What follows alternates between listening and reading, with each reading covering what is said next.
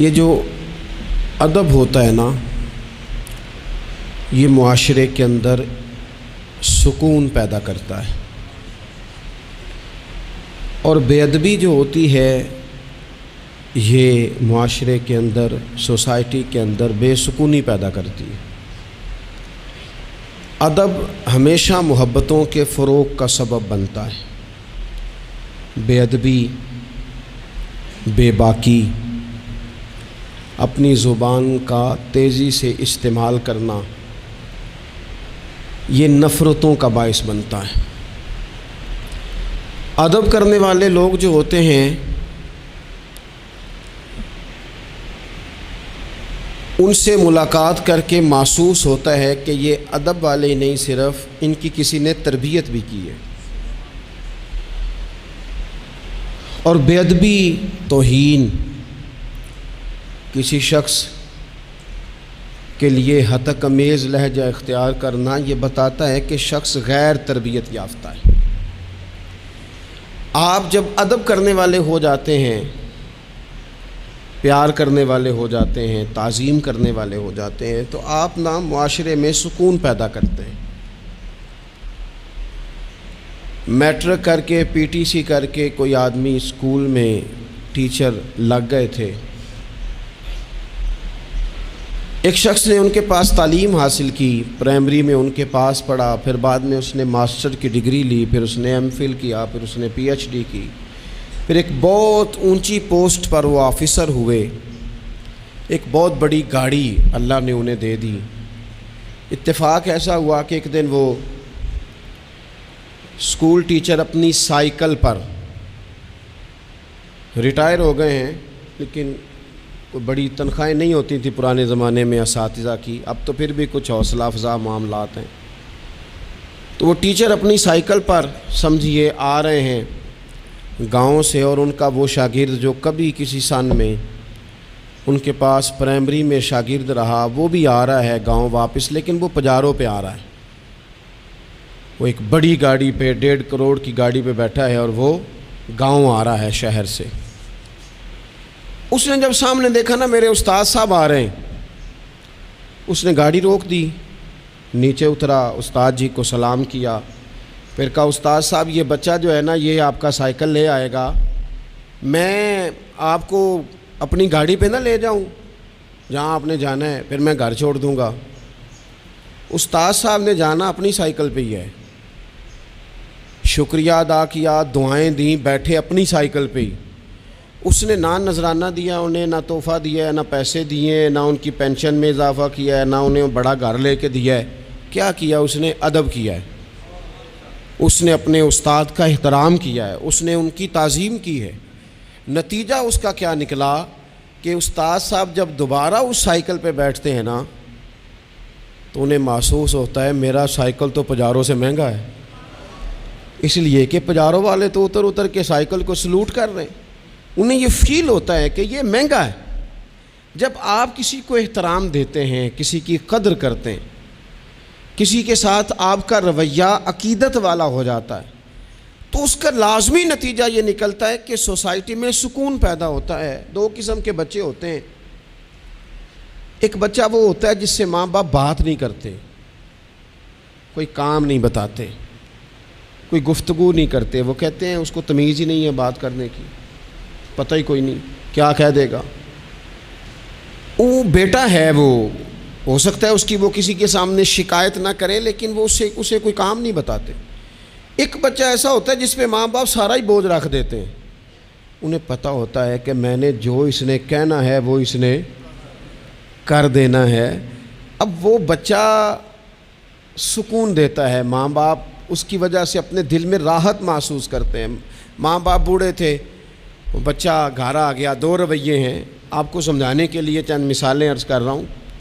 ماں باپ بوڑھے ہیں، گھر میں غریبی ہے، بچہ ڈیوٹی سے آیا ہے، اب ماں باپ اسے کوئی کام کہنا چاہ رہے تھے، دونوں نے منصوبہ بندی کی ہے اور لفظ جمع کیے ہیں، اپنی سادگی میں کچھ جملے تراشے ہیں۔ بیٹا جب آیا تو بڑے دھیمے لہجے میں کہا پتر ہمیں تیرے وسائل کا بھی پتہ ہے، مسائل کا بھی پتہ ہے، تنخواہ کتنی ہے ہم جانتے ہیں، خرچے کتنے ہم جانتے ہیں، لیکن پتر ہم بھی تیرے علاوہ کس کو کہیں، تیری بہن غریبنی کو 10-20 ہزار کی ضرورت پڑ گئی ہے تو کوئی مہربانی کر اس کے ساتھ بھی، اور بڑے دبے لفظوں میں، ڈر کے، محتاج جملوں میں۔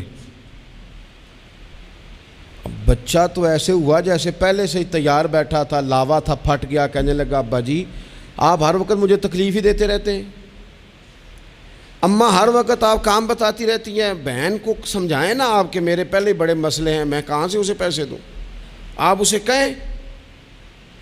ماں باپ بیچارے ساری رات روتے رہتے ہیں، یار یہ اس نے کیا کیا، نہ دیتا چلو ڈھب سے جواب دے دیتا۔ ایک رویہ دوسرا ہے، بیٹا گھر آیا ہے، ماں باپ نے بات کی، کہا پتر وہ تیری بہن کو کوئی ضرورت تھی اور ہم تیرے مسائل وسائل دونوں کو جانتے ہیں، دل نہیں کرتا تجھے کہنے کو، لیکن پھر ہم تو اب عمر کے اس حصے میں ہیں کہ مزدوریاں نہیں کر سکتے، تجھے ہی کہنا ہے، تو اگر تو محسوس نہ کرے تو کچھ رقم کی ضرورت تھی۔ تو پتر اٹھ کے قریب بیٹھ گیا ماں باپ کے، اور اس نے ہاتھ پکڑ کے باپ کا چوم کے کہا ابا جی مجھے آپ ڈر ڈر کے کام نہ بتایا کریں، آپ حکم کریں، میری جان بھی حاضر ہے۔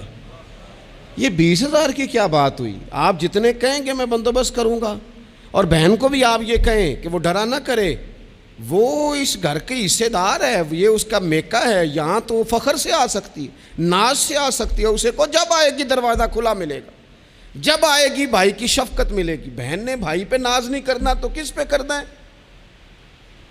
روئیں گے اس کے ماں باپ بھی ساری رات ہی، پر دعائیں دیتے روئیں گے، روئیں گے، ان کا بھی تقیہ بھیگ جائے گا، پر ساتھ وہ یہ کہیں گے یا اللہ اس طرح کی اولاد سب کو عطا کرنا، یا اللہ دیکھنا اس بیٹے کو کبھی تیز ہوا نہ لگے۔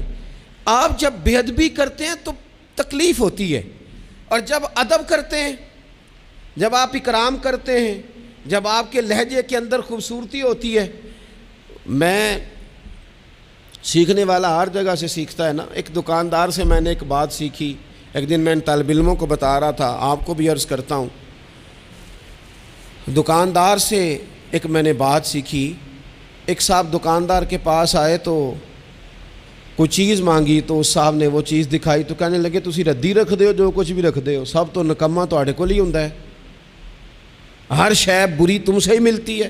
اور چہرے کے اثرات بھی اس طرح کے تھے کہ سامنے والا لاڑی پڑے، پر وہ دکاندار ہنس پڑا، اور اس نے ہنس کے بڑے خوبصورت انداز میں کہا بھائی لینا دینا تے مقدراں دا ہے، بولو تے ٹھیک نہ، وہ لینا دینا تے نصیباں دا ہے، اور بولی تے ٹھیک کرو، تہاڈی بولی نہیں ٹھیک۔ تو وہ شخص نا تھوڑا سا صحیح بولی تو اس نے نہیں کی، لیکن وہ تھوڑا سا نا اس پہ اثر ہوا، اس کے چہرے پہ ایک نہ ماننے والی شرمندگی بھی ہوتی ہے، بندہ شرمندہ ہوتا ہے پر ماننے کو تیار ہے، ایک نہ ماننے والی شرمندگی چہرے پہ آئی۔ تو آپ جب ادب کے دائروں میں رہتے ہیں، جب آپ کا تعین اس طرح کا آپ اپنی زندگی میں طے کرتے ہیں کہ میں نے بے ادب نہیں ہونا، اور سامنے والے کا لہجہ بے ادبی والا ہو بھی تو نہیں ہونا، تو پھر آپ کچھ اور بن جاتے ہیں۔ میرے رسول پاک صلی اللہ علیہ وسلم نے ادب کی تلقین ان لفظوں میں کی کہ اس تلقین میں تاکید بڑی پائی جاتی ہے۔ اللہ کے حبیب نے فرمایا جو چھوٹے پہ شفقت نہ کرے اور بڑے کا اکرام نہ کرے اس کی سزا کیا بیان کی؟ فرمایا من لم یرحم صغیرنا ولم یؤکر کبیرنا، جو رحم نہ کرے ہمارے صغیر پر، اکرام نہ کرے ہمارے کبیر کا، ہمارے بڑے کا، اس کی سزا کیا ہے؟ فرمایا فلیس منا، وہ ہم میں سے ہے ہی نہیں، ہمارے میں سے نہیں ہے وہ۔ اس نے جو ادب کا خاص حسن ہمارے دین نے دیا ہے، جب اس نے فالو ہی نہیں کیا تو پھر وہ ہم میں سے۔ اور ادب سے مراد صرف خوشامد کرنا نہیں ہوتا۔ بعض لوگ سمجھتے ہیں کہ ٹھیک ٹھاک خوشامد کرو تو ادب والے ہیں ہم، اور بعض لوگوں کو خوشامد کا نشہ بھی لگا ہوا ہوتا ہے، تو خوشامد اچھی کریں تو وہ بھی کہتے ہیں بندہ بڑا با ادب ہے۔ میں اکثر کہتا ہوں ہاتھ چومنا بھی ادب نہیں۔ ادب تو یہ ہے کہ آپ کسی کا جب بھی ذکر کریں خیر کے ساتھ ہی کریں، آپ جب بھی کسی کے بارے میں آپ بات کریں تو آپ کے رویے سے ادب چھلکے، خالی جھک جانا تو یہ تو بھائی مطلب کے لیے بھی بعض اوقات ہو جاتا ہے، اس کی کوئی ضرورت نہیں، کوئی اس کی حاجت نہیں۔ بہت سارے لوگ ایسے ہیں جنہوں نے ہمارے کبھی ہاتھ نہیں چومے، لیکن ہمیں صحیح طرح پتہ ہے کہ جو کہیں وہ مانتے ہیں۔ نیرا ہاتھ کا بوسہ لینا اور نیرا جناب سلوٹ کرنا اور سامنے آنا تو کہنا بلے بلے، اس سے بعضوں کا تکلف پیدا ہوتا ہے، مزاج کے اندر بعضوں کا شدت پیدا ہوتی ہے، اس کی ضرورت نہیں ہوتی۔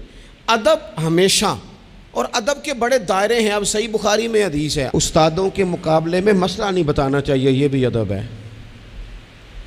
آتا بھی ہو تو نہیں بتانا، بڑے بیٹھے ہوں تو کسی کو نصیحت نہیں کرنی چاہیے، یہ بھی ادب ہے۔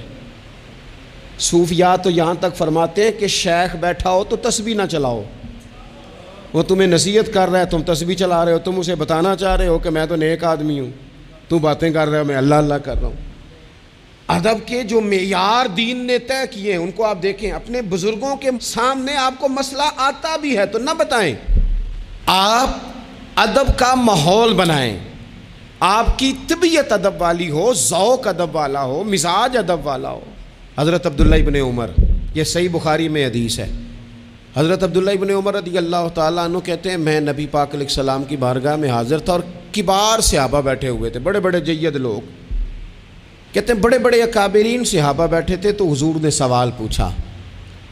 نبی پاک علیہ السلام نے فرمایا بتاؤ وہ درخت کون سا ہے جس کی مثال مومن کی طرح ہے، جو پھل زیادہ دیتا ہے، محبت زیادہ کرتا ہے، کون ہے جس کی مثال مومن کی طرح ہے؟ حضرت عبداللہ ابن عمر فرماتے ہیں کہ مجھے پتہ تھا کہ کھجور کا درخت ہے، یہ صحیح بخاری ہے۔ او دوستو سننا بھلا میں کیا کہہ رہا ہوں، فرماتے ہیں مجھے پتہ تھا کھجور کا درخت ہے، پر چونکہ ابو بکر صدیق بیٹھے تھے، چونکہ عمر فاروق بیٹھے تھے، چونکہ عثمان غنی بیٹھے تھے، چونکہ مولا علی بیٹھے تھے، چونکہ بڑے بڑے اکابرین بیٹھے تھے اور میں تھا بچہ،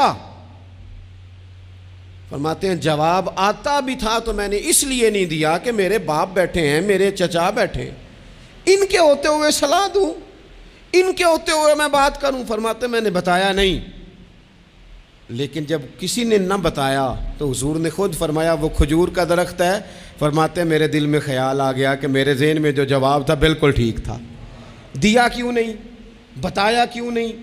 جواب آتا تھا پھر بھی نہیں بتایا، اس لیے کہ بڑوں کا ادب قائم رہے، بڑوں کا مزاج قائم رہے۔ لیکن یہاں تو بھائی استادوں کے ہاتھ سے 1 منٹ میں نکل جاتا ہے سارا کچھ۔